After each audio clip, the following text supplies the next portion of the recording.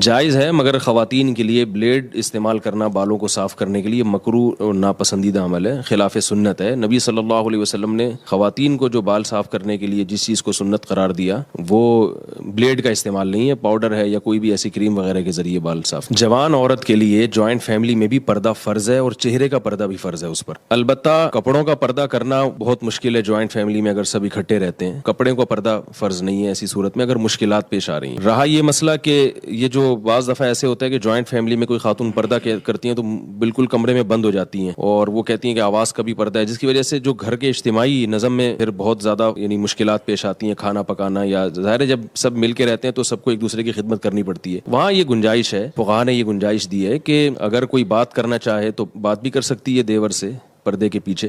اور اگر سب اکٹھے بیٹھ کے کھانا کھا رہے ہیں، جیسے ایک ہی میز پہ یا ایک ہی دسترخوان پہ سب کا کھانا کھانے کا معمول ہے، جیسے کہ والدین کی خواہش ہوتی ہے کہ سب بیٹے اور بہو ایک ہی جگہ بیٹھیں، تو اس کی بھی گنجائش ہے کہ یعنی جو خاتون پردہ کر رہی ہیں تو وہ اسی رو میں بیٹھیں جس رو میں دیور بیٹھا ہوا ہے، درمیان میں فاصلہ ہونا چاہیے، ساتھ بیٹھنا تو جائز نہیں تاکہ دیور کی نظر چہرے پہ نہ پڑے، دیور کو بھی چاہیے کہ احتیاط کرے۔ تو اس طرح سے اگر گھروں میں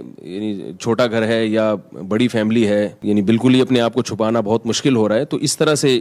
پردہ کیا جا سکتا ہے۔ خلاصہ یہ نکلا کہ ایسے نہ بیٹھا جائے بالکل آمنے سامنے کہ دیور کی نظر بھابھی پہ پڑ رہی ہے، یہ بالکل جائز نہیں ہے، اور بے تکلف نہ ہوا جائے۔ جیسے بعض خاندانوں میں دستور ہے دیور بھی جوان ہے، بھابھی بھی جوان ہے، اور خوب کہہ کے سامنے بیٹھ کے لگا رہے ہیں، یہ بالکل غلط ہے۔ کوئی ضرورت کی بات ہو تو کی جا سکتی ہے، سفر سے واپس آئیں تو سلام بھی کیا جا سکتا ہے، خیریت بھی ایک دوسرے کی پوچھی جا سکتی ہے، اور اکٹھے بیٹھ کے ایک ہی دسترخوان پہ کھانے کی بھی گنجائش ہے، لیکن میں نے بتایا کہ آمنے سامنے نہ ہو، تو جن سے پردہ ہے وہ نامحرم تھوڑا سا فاصلے پر ہوں اور بالکل چہرے پہ نظر نہ پڑے، ایسی ترتیب سے بیٹھا جائے، تو یہ انشاءاللہ اس میں گنجائش۔ ان کے سوال بہت ہی مبہم ہے کہ رسم و رواج کی، رسم و رواج کچھ تو ایسی ہیں جو سنت نہیں ہے لیکن اس کو لوگ دین سمجھتے ہیں، تو اس کو پر تو بدعت کا گناہ ہوگا۔ کچھ رسم و رواج ایسی ہیں کہ جن سے جیسے نکاح کی رسومات ہیں یا میت کی رسومات ہیں، اس کو لوگ دین تو نہیں سمجھتے، لیکن وہ ایسی رسومات ہیں کہ ان کی وجہ سے مرنا بھی مشکل ہو گیا اور شادی بیاہ بھی مشکل ہو گیا، اور بچوں کی پیدائش کے موقع پہ جو رسومات ہوتی ہیں، پیدائش بھی مشکل، پھر شادی بھی مشکل اور مرنا بھی مشکل۔ تو آج کل خرچے کے بغیر لوگ کوئی کام نہیں کر رہے، تو ایسی رسومات جس کی وجہ سے لوگ کسی بھی مشکلات میں پڑ رہے ہوں، تو وقتی طور پہ مزہ تو بہت آتا ہے ان رسومات میں،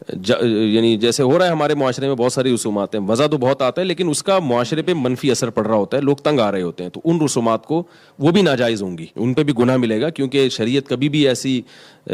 کوئی وقتی انٹرٹینمنٹ کو پسند نہیں کرتی جس کی وجہ سے معاشرے پہ منفی اثرات پڑ رہے ہیں۔